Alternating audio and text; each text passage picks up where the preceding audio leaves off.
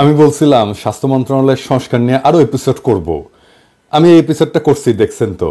আজকে আরো কিছু বিষয় নিয়ে টাচ করবো। তো আনকারের স্বাস্থ্য প্রতিমন্ত্রী সাইদুর রহমান খসরু ভাই পরশুদিন ফোন দিয়েছিলেন, কইলেন যে আপনার আগের এপিসোডের প্রত্যেকটা ইস্যু নিয়ে কাজ করতেছি আমরা, খুব দ্রুত ক্যান্সারের ওষুধের ভ্যাট শূন্য করে দেওয়া হবে আলহামদুলিল্লাহ। তার মানে ক্যান্সার ওষুধের দাম 16.5% জব করে কমে যাবে।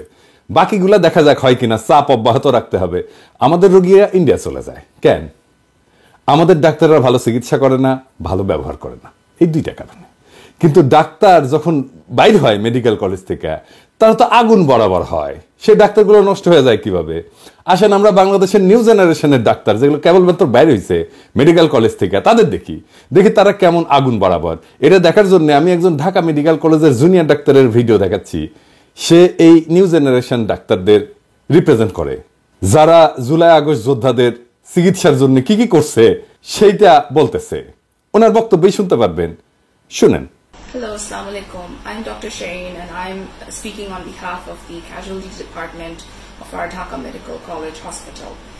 And as we know, a mass casualty has happened, a genocide has happened all over the country. And on the very 5th of August, we have attended over 344 patients, amongst which 214 of them were gunshot injuries. And they were hit in the abdomen, in the chest, and in obviously the legs and arms, and also the head. And many of them have been admitted here, and they have required operations and ICU support, and also antibiotics and pain medications, of which many of them have difficulty affording. And if I have to give you one example, one of the patients has needed 45,000 taka for his ICU cost, and which has actually become quite a cost burden for his family. So as a government hospital, we try to give many of the medications and suture materials from our supply, but in this time of heavy pressure of so many patients, we have actually not been able to really cover up all the deficit. We have tried giving them from our own supply, which is free of cost to them, but some of the sutures, some of the antibiotics, they are the ones that we need to give to them, and they have to pay from their own pockets. And they were there on the streets, they were there fighting for our rights, and I believe that it should not be upon them to pay for these costs. Some of the sutures are actually quite expensive. They can range from 1,000 to 2,000, and in a gunshot in the abdomen where there's rupture and perforation of so many organs like the stomach or the small gut, large gut, and we need some very delicate, some very good material sutures, which obviously the cost sometimes has to be taken up by the patient party. So on an average, I do appreciate the effort taken up by the ULAB students in order to raise up some funds for the underprivileged patients over here. And as for for example, any kind of funding is most appreciated. Some of the pain medications, for example, Voltaren suppository for pain, it costs around 60 taka, and some of these patients can't even afford that. So you donating even as a minimum of 60 taka can actually help make a difference. You can alleviate the pain of a patient for that day. So even the most minimum of funding of donation is most appreciated. So I thank you all on behalf for thinking about this and donating to this cause. Thank you to the ULAB community as well for thinking of this approach. Thank you. এই আগুন বরাবর ডাক্তারেরা better management deserve করে না? এরা better leadership deserve করে না? এই আগুন বরাবর ডাক্তারদের হাতে পাইয়া বাংলাদেশের রোগীদের যদি ইন্ডিয়া দৌড়াইতে হয়, তাহলে সমস্যা আসলে অন্য জায়গায়। আমি আজকে সেই জায়গায় হাত দেব। কেন এই আগুন বরাবর ডাক্তারদেরকে দিয়া বাংলাদেশের স্বাস্থ্য ব্যবস্থা ভালো করা যাইতেছে না, কেন বাংলাদেশের রোগীরা বিদেশে পাড়ি দেয়, ইন্ডিয়ায় পাড়ি দেয়। আসেন আলাপ শুরু করি আল্লাহর নামে। আমাদের স্বাস্থ্য ব্যবস্থার একটা বড় সংকট হইতেছে রোগীরা ডাক্তারদের উপরে আস্থা পায় না। ডাক্তার সাহেবরা কিছু মনে করেন না, এই আস্থার সংকটের কারণ আছে, এটা সর্বাংশে মিথ্যা না। খুব আস্থায় নেওয়া যায় এমন ডাক্তারের সংখ্যা খুব নগণ্য, এবং যাদেরকে আস্থায় নেওয়া যায় তাদের একটা বিশেষ যোগ্যতা আছে। আমি সে বিষয়ে আলাপ করব একটা নিজের ব্যক্তিগত অভিজ্ঞতা থেকে। আপনারা জানেন যে বাংলাদেশের ডাক্তারদের, ভেরি সিনিয়র ডাক্তারদের সাথে আমার বন্ধুত্ব আছে, এমনকি এই যে খসু ভাই, ও আমার সিনিয়র ফ্রেন্ড। তো আমি আমার নিজের স্বাস্থ্য সমস্যার জন্য খুব অল্প কিছু মানুষের উপর ভরসা করতাম। কেন করতাম সেটার আবার কারণ আছে। এর মধ্যে একজন হইতেছেন প্রফেসর এফ এম সিদ্দিকী। ওনার মতো ফাইন মেডিসিন স্পেশালিস্ট আমি ইউরোপেই দেখছি শুধু। ইনফ্যাক্ট উনি ইউরোপে ট্রেন্ড, এই জন্যই এই লেভেলের স্কিল ছিল ওনার। আমি ওনার নিয়ে ফেসবুকে লিখছিলাম। তাও আবার বলি, তাইলে বাংলাদেশের স্বাস্থ্য সমস্যার একটা দিক আমরা ভালোভাবে বুঝতে পারবো। প্রফেসর এফ এম সিদ্দিকী উনি বিএনপি ঘনিষ্ঠ চিকিৎসক, এটা সন্দেহ নাই। উনি খালেদা জিয়ার চিকিৎসক, মেডিসিনের প্রফেসর। আমাকে যদি বাংলাদেশের সমসাময়িক মেডিসিনের সেরা ডাক্তার হিসেবে র্যাঙ্ক করতে বলা হয়, আমি উনাকে করতাম। আমি নিজের চিকিৎসাও বাংলাদেশে থাকতে উনাকে দিয়েই করাইতাম। উনার শুধু মেডিকেল নলেজ না, উনার সাথে আলাপ করা যায় সব বিষয় নিয়ে। ধরেন মিউজিক, রাজনীতি, সমাজ, টপস আর্ট, সোশ্যাল সাইকোলজি, কি না। পড়াইতেন অদ্ভুত দক্ষতায়, রোগী দেখতেন পরম মমতায়। তীক্ষ্ণ দৃষ্টি দিয়া উনি মুহূর্তেই ডায়াগনোসিস করে ফেলতেন। দুর্দান্ত ইংরেজি বলতেন। একটা ইনস্টিটিউশনাল প্রবলেম সলভ করার, নেগোশিয়েট করার দক্ষতা ছিল অপূর্ব। গানের গলা সুন্দর, রিসার্চের দক্ষতা অসাধারণ, চমৎকার ভরাট গলা, সুঠাম দেহ, 6 ফুট লম্বা। সবচাইতে সুন্দর হইতেছেন ওনার হাসিটা। উনি যখন হাসতেন তখন চারপাশটা আলো হয়ে যেত। ওনার যৌবনে উনি কত তরুণীর হৃদয় ভাঙছেন আল্লাহ জানেন, ভাবি আমার মাফ করে দিয়েন। যাই হোক, একবার উনি ঢাকা মেডিকেল কলেজের শিক্ষক সংখ্যা বাড়াইবেন, তখন খালেদা জিয়ার সরকার ক্ষমতায়। তো এইটার জন্য উনি একটা ফিল্ম বানাইলেন, বেশি বড় না, এই 5-10 মিনিটের হবে। ন্যারেট করলেন উনি নিজের গলায়। আমি কিছু অ্যানিমেশন আর এডিটিং এর কাজ করে দিছিলাম। প্রথমে এইটা উনি দেখাইলেন হেলথ মিনিস্টার মোশাররফ সাহেবকে। হেলথ মিনিস্টারকে আর কিছু ব্যাখ্যা করতে হইল না, উনি ওই দিনই ক্লিপটা নিয়ে খালেদা জিয়ারে দেখাইলেন। খালেদা জিয়ারও হেলথ মিনিস্টারকে কোনো ব্যাখ্যা করতে হয়নি। পাশ হয়ে গেল অতিরিক্ত পদ। আজকে ঢাকা মেডিকেল কলেজে যে পদগুলো দেখেন মেডিসিনে, সে পদগুলো উনার পাশ করে দেওয়া, ওই যে ওই 5-10 মিনিটের ভিডিও দিয়া। তো ইংল্যান্ডে পড়াশোনা করছিলেন, এই পড়ার দেশে আসছিলেন কিছু দিতে, হাসিনা এসে উনারে দিনাজপুর মেডিকেল কলেজে ট্রান্সফার করে দিল। তারপরে আইডিসিআর একটা নন ক্লিনিক্যাল পদে উনারা এসে বসায় রাখলো, ওইখান থেকে রিটায়ার করলেন উনি। যেই মানুষটা হেলথের ডিজি হইতে পারতেন, ঢাকা মেডিকেল কলেজের প্রিন্সিপাল হইতে পারতেন, ঢাকা বিশ্ববিদ্যালয়ের মেডিসিনের ডিন হইতে পারতেন, কলেজ অফ ফিজিশিয়ানসের প্রেসিডেন্ট হইতে পারতেন, বিএসএমএম এর ভিসি হইতে পারতেন, তাকে তার ক্যারিয়ারের সবচেয়ে উজ্জ্বল সময় অন্তরালে চলে যেতে হইল। কেন? উনার অপরাধ উনি ভালো ডাক্তার, উনার অপরাধ উনি একজন দক্ষ মানুষ। উনি শিক্ষকতায় থাকলেন 1000 জন প্রফেসর এফ এম সিদ্দিকী তৈরি করতে পারতেন, তিনি কিছুই পারলেন না, করতে দেওয়া হইল না। বাংলাদেশের বেস্ট মাইন্ডগুলোকে কখনোই বাংলাদেশে জায়গা দেওয়া হয় না, এটা খেয়াল রাখবেন। ওনার একমাত্র অযোগ্যতা ওনার মেধার দক্ষতা। বাংলাদেশে মেধার দক্ষতা থাকলে আপনি মরিছেন, সেই সাথে যদি আনা দেশের প্রাণ থাকে তাহলে আপনি গেছেন, শেষ। যাই হোক, উনি কেমনে ওনার ক্লিনিক্যাল এক্সপার্টাইজ ঠিক রাখতেন, এটা আমি ওনার খুব কাছে থেকে দেখছি। উনার আবার একটা মিশন ছিল, উনি আমার বলতেন আর কি, যে পিনাকি আপনি ডায়মন্ড খনি থেকে কেবল বেড়েছেন, হ্যাঁ, খালি কাটতে হবে ঠিক মতো আপনাদের, তাইলে শাইন করবেন। তো উনি আমার কাটতেন আর কি ঠিক মতো। হ্যাঁ, তাই প্রত্যেকদিন উনি যা যা পড়তেন আমার পাঠাইতেন।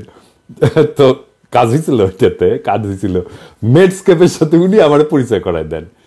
সেদিন হয়তো উনি ভাবেন নাই যে ওই মেডস্কেপের সাথে পিনাকি একদিন কাজ করবে গ্লোবাল স্কেলে। আপ টু ডেট উনি প্রথম ইউজ করেন বাংলাদেশে। এভিডেন্স বেসড মেডিসিন কথাটা ওনার কাছে প্রথম শুনি। উনি যখন গ্লোবাল এক্সপার্টদের সাথে কথা বলতেন না, নানা সময় আমি ওনার সাথে গেছি, বিভিন্ন জায়গায় বিভিন্ন কনফারেন্সে গেছি, দেশেও ওনারা আসছে গ্লোবাল এক্সপার্টরা। উনি যখন কথা বলতেন মুগ্ধ হয়ে যাইতেন ওনারা, শুনতেন যখন। আমাদের ডাক্তারদের দক্ষতা এই জায়গাটায় এসে মাইর খায়, ডাক্তাররা আপ টু ডেট না। আমাদের একটা মেডিকেল কাউন্সিল আছে, রেজিস্ট্রেশন দেয় ডাক্তারদের, কিছু মাদার বোর্ড আছে ওইখানে, কোনো কাম নাই, খালি রেজিস্ট্রেশন নিতে গেলে টেকা নেয় আর এটা সাইন করে দেয়, ওটাই হচ্ছে ওদের কাজ। এই ইন্টার্নশিপ শেষ করে পার্মানেন্ট রেজিস্ট্রেশন নিতে গেছি আমি ওই বিজয়নগরে। তো সবার কাছে টাকা নিচ্ছে, কত টাকা মনে নাই, বোধহয় 50 টাকা বা 100 টাকা আর কি।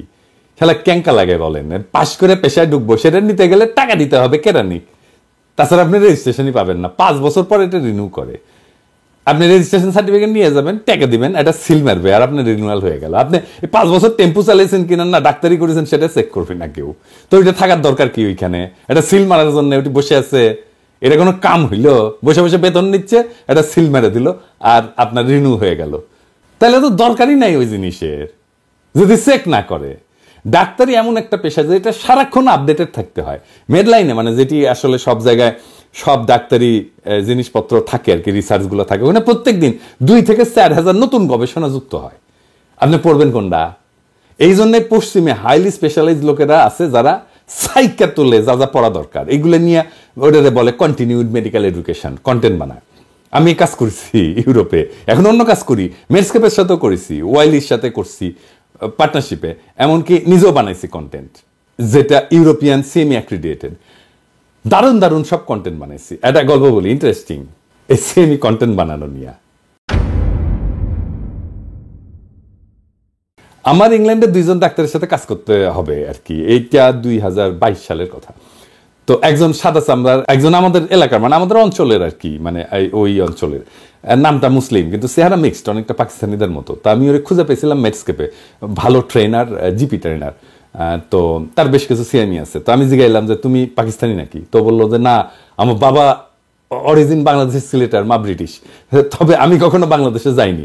ও NHS এর জিপিদের ডার্মাটোলজি ট্রেনিং করায়, সার্টিফাইড জিপি ট্রেনার। তো আমারও তো আমরা অ্যাটোপিক ডার্মাটাইটিস নিয়ে একটা সিএমই করব জিপিদের জন্য। তো এখন রেকর্ড করতে হবে ভিডিও, 50 মিনিটের ফাইনাল ফুটেজ হবে। তো স্টুডিও লাগবে ভালো, কারো তো চিনি না ইংল্যান্ডে। তো ইংল্যান্ডের কলিগদের বললাম, কয়েকজনকে কমেন্ট করলো কাজ আর রেট দেখে পোষায় না, আমার বাজেটে কুলায় না। যাই হোক, এমন সময় রিফাত হাসান, মানে এই রিফাত হাসান, ও কিন্তু অনেকদিন থেকে আমার গ্রাফিক ডিজাইনের কাজ করে। আমি ওর গ্রাফিক ডিজাইনের কাজের খুবই ভক্ত। আমি ঢাকায় থাকতে আমার কোম্পানির সব গ্রাফিক ডিজাইনের কাজ ওই করতো। ওর কাজ খুবই ভালো, গ্লোবাল স্ট্যান্ডার্ডে। আমার বইগুলোর প্রচ্ছদ, ইলাস্ট্রেশন সব কিন্তু ওর করা। এখানেও কাজ করেছে আমার কোম্পানিতে কিছু, হ্যাঁ, প্রশংসা পাইছে খুব।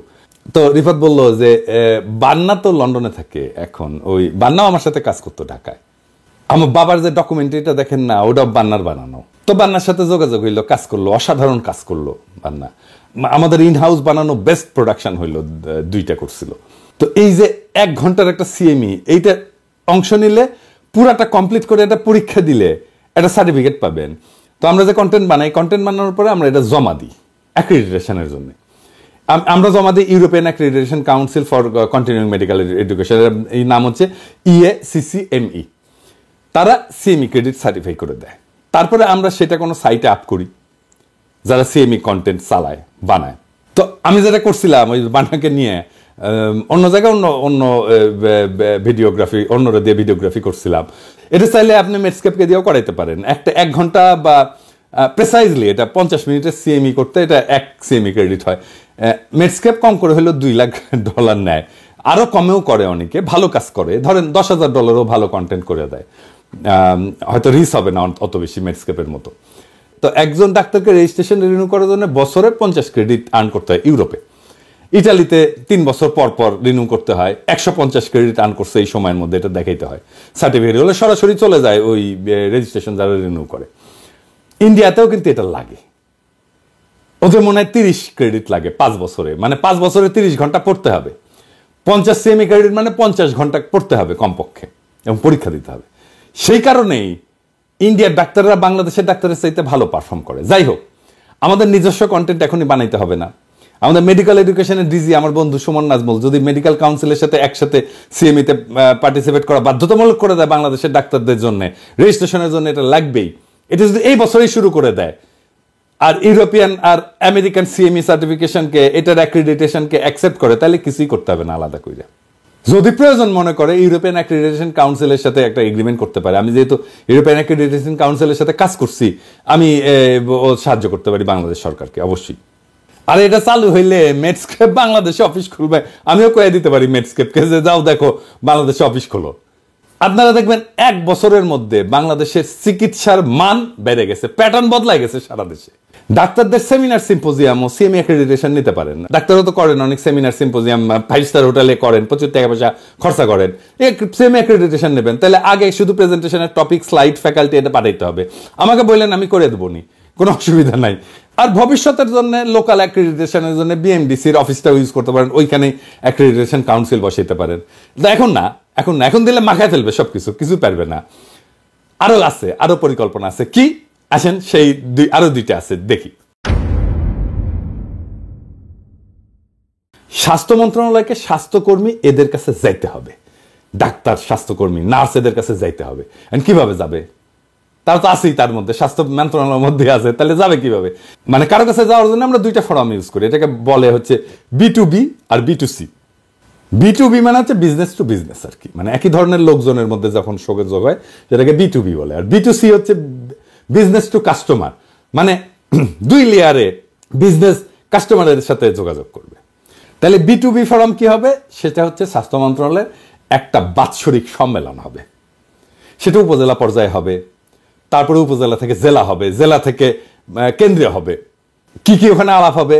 কোথায় ভালো কাজ করছি, কি কাজ করছি, সেখানে দুর্বলতা কি ছিল, বেস্ট প্র্যাকটিস কি, আমার বেস্ট রেজাল্ট কি, আমার সামনের বছরের অবজেক্টিভ কি, আমাকে কি অ্যাচিভ করতে হবে, এটা অ্যাচিভ করার জন্য আমার কি ট্রেনিং লাগবে, কি রিসোর্স লাগবে।